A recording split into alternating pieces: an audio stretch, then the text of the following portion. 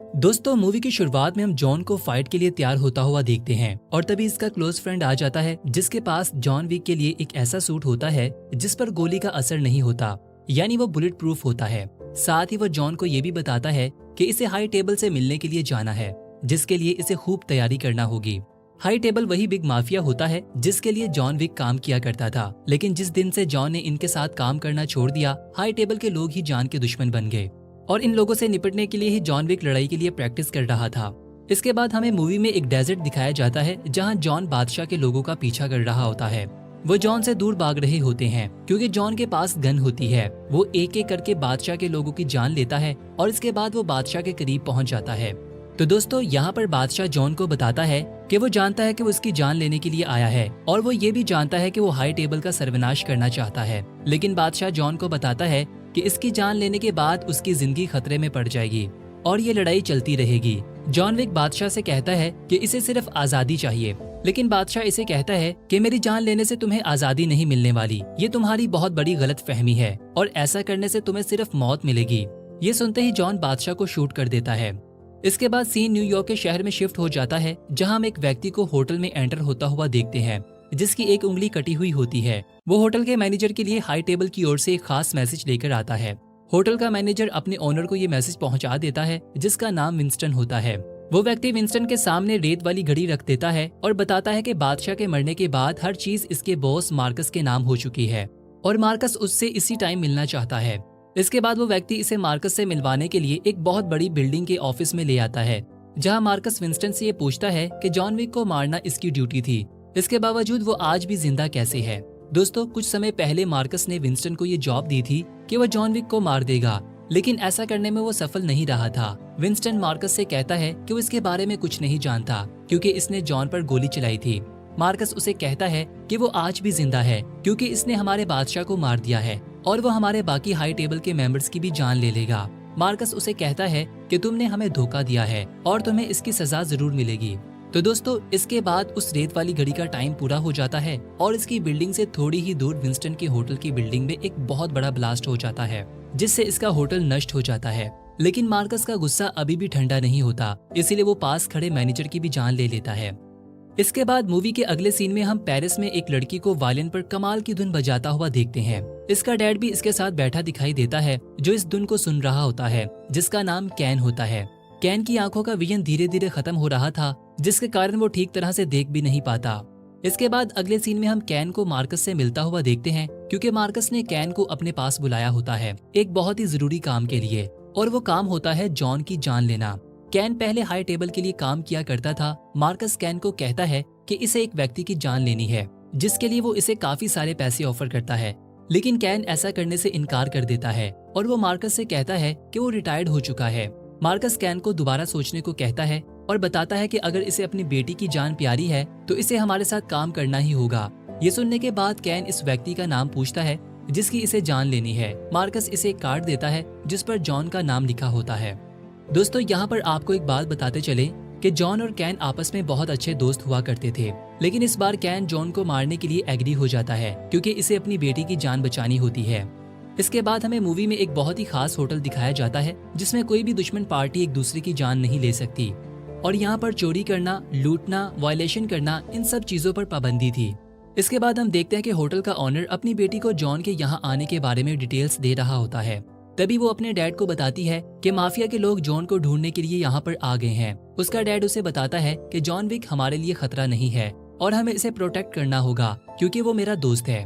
इसके बाद मार्कस के भेजे हुए लोग होटल के ओनर से कहते हैं कि वो जानते हैं कि जॉन विक ने इसके होटल में पनाह ले रखी है और इसे हमारे हवाले कर दिया जाए, लेकिन होटल का ओनर कहता है कि जॉन विक यहाँ पर नहीं है और अगर वो चाहते हैं तो होटल की तलाशी ले सकते हैं। लेकिन मार्कस के लोग तैयारी के साथ आए होते हैं और वो अपने वेपन्स निकाल लेते हैं। होटल का ओनर भी अपने लड़ाकू टीम को हमला करने का ऑर्डर दे देता है और दोस्तों, यहाँ पर हमें बहुत ही खतरनाक फाइट देखने को मिलती है।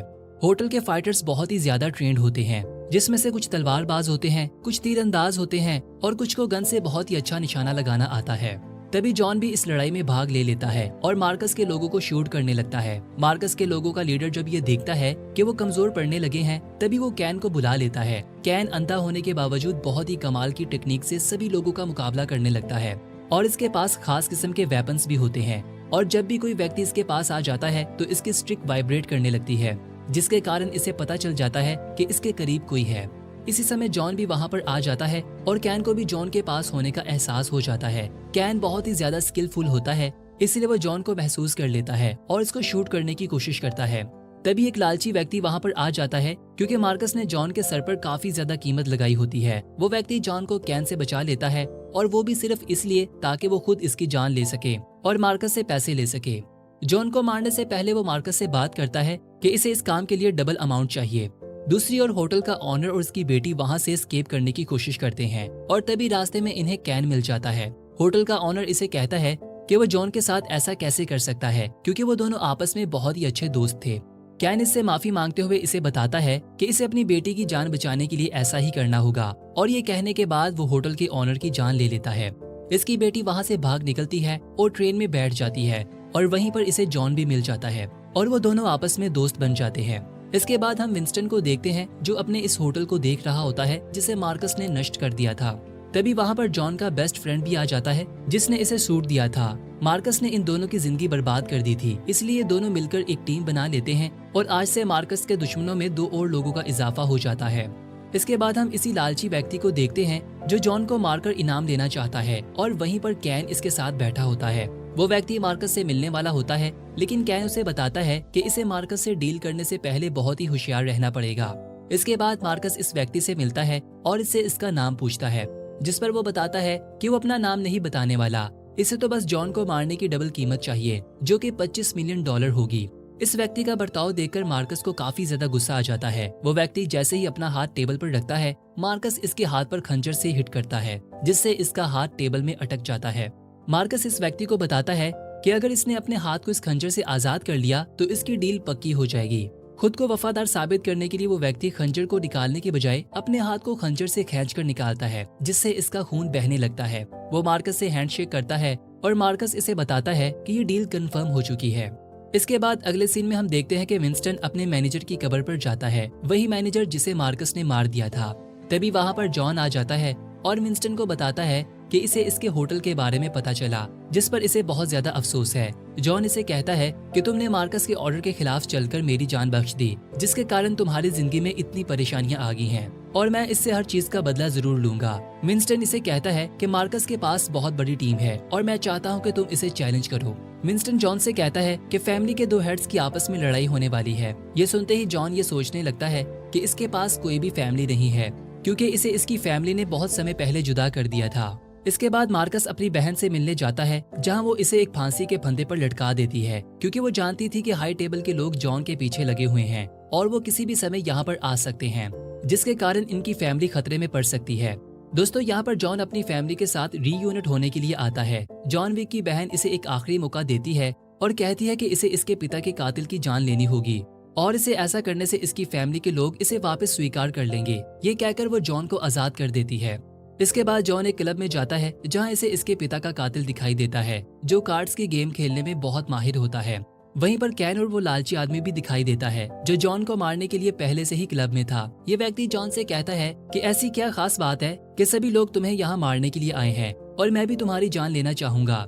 चलो पहले एक गेम खेलते हैं और इसके बाद ये फैसला करेंगे कि कौन किसकी जान लेगा। सभी लोग कार्ड्स की गेम खेलते हैं, जिसमें ये व्यक्ति जीत जाता है, और इसी समय जॉन कार्ड की मदद से इस व्यक्ति के गले को काट देता है, जिससे इसका खून बहने लगता है, और वो वहाँ से निकलकर अपनी जान बचाना चाहता है। और जॉन बाकी सभी लोगों से लड़ता हुआ एक ऐसी जगह पर पहुँच जाता है जहाँ लोग पार्टी कर रहे होते हैं और नशे में धुंध होते हैं। वो व्यक्ति काफी स्ट्रांग होता है और जॉन इसका मुकाबला नहीं कर पाता, लेकिन जॉन इसे सीढ़ियों से नीचे फेंकने में कामयाब हो जाता है और इसकी जान लेकर इसका सोने का दान निकालकर निशानी के लिए रख लेता है, ताकि वो अपनी सिस्टर को दिखा सके कि इसने अपने पिता के कातिल को मार दिया। इसके बाद अगले सीन में हम देखते हैं कि जॉन वो सोने का दांत अपनी बहन को दिखाता है। दांत को देखते ही इसकी बहन इसे फिर से अपनी फैमिली में शामिल कर लेती है। रीयूनिट होने के लिए इन्हें अपने बाजू पर ड्रैगन का मार्क बनाना होता है। पहले वो ये मार्क अपने पर बनाती है और फिर जॉन भी अपनी कलाई पर वही मार्क बनवा लेता है। इसके बाद हम विंस्टन को देखते हैं, जो मार्कस से मिलता है और इसे ये मैसेज देता है कि जॉन विक ने इसे चैलेंज किया है। ये सुनते ही मार्कस इसे बताता है कि जॉन विक मुझे चैलेंज नहीं कर सकता क्योंकि इसके पास फैमिली नहीं है, लेकिन विंस्टन इसे बताता है कि वो गलत है क्योंकि इसके पास इसकी बहन है। ये सुनने के बाद मार्कस कहता है कि ठीक है, अगर वो मुझे चैलेंज करना चाहता है तो मैं इससे जरूर लड़ूंगा, लेकिन मेरे साथ किसी और को भी ज्वाइन करना होगा। इसके बाद हम देखते हैं कि फाइनली वो दिन आ जाता है जिस दिन मार्कस और जॉन के बीच में मुकाबला होने वाला है। यहाँ पर हम एक टेबल देखते हैं जहाँ पर स्टील के बने कार्ड्स दिखाई देते हैं। इसके बाद दोनों गेम्स के लिए रेडी हो जाते हैं, लेकिन इन लोगों को चैलेंज से पहले गेम के टर्म्स डिसाइड करने होंगे। कार्ड्स में ज्यादा नंबर लेने वाले को इस गेम में एडवांटेज मिलेगा। इसके बाद इस गेम के 3 रूल्स दिखाए जाते हैं, जिसमें वेपन्स, लड़ाई की लोकेशन और व्यक्ति को सिलेक्ट करने का ऑप्शन होता है। गेम अगले दिन होगा और जो कोई भी लोकेशन पर ठीक समय पर नहीं आएगा, रूल के अनुसार इसकी जान ले ली जाएगी। इसके बाद हम जॉन को चर्च में बैठा हुआ देखते हैं और वहीं पर इसे कैन भी दिखाई देता है। दोनों आपस में बातें करते हैं और ये फैसला करते हैं कि वो अपने टास्क को पूरा करेगा, क्योंकि मार्कस को गेम में एडवांटेज मिल चुका होता है और उसने लड़ाई के लिए कैन को चुन लिया होता है और एक स्पेशल जगह और खास वेपन्स भी सिलेक्ट कर लिए जाते हैं। कैन को अपनी बेटी की जान बचानी होती है और जॉन को इस सारे खून के खेल से आजादी की इच्छा होती है। दोनों लड़ाई के लिए खुद को तैयार कर लेते हैं। दूसरी ओर मार्कस का पुराना और वफादार आदमी से कहता है कि इसने जॉन विक का चैलेंज लेकर बहुत बड़ी गलती की है, क्योंकि वो इसे जीतने नहीं देगा। जिस पर मार्कस इसे बताता है कि मेरे पास इसके लिए एक दूसरा प्लान है। मार्कस ये घोषणा कर देता है कि जो कोई भी जॉन विक की जान लेगा, इसे उसकी सोच से भी ज्यादा इनाम दिया जाएगा।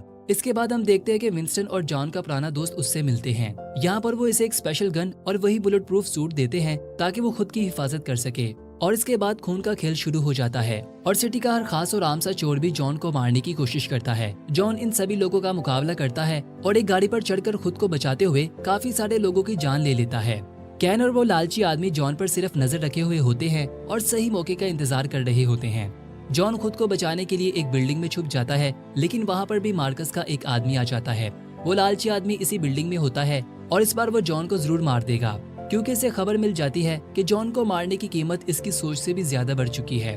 तभी अचानक मार्कस का एक आदमी वहाँ आ जाता है और इसी समय इस लालची आदमी का डॉग इस पर हमला कर देता है। ये व्यक्ति इस कुत्ते को मारने ही वाला होता है कि तभी जॉन विक इस कुत्ते को बचा लेता है। ये देखते ही लालची आदमी जॉन का दोस्त बन जाता है।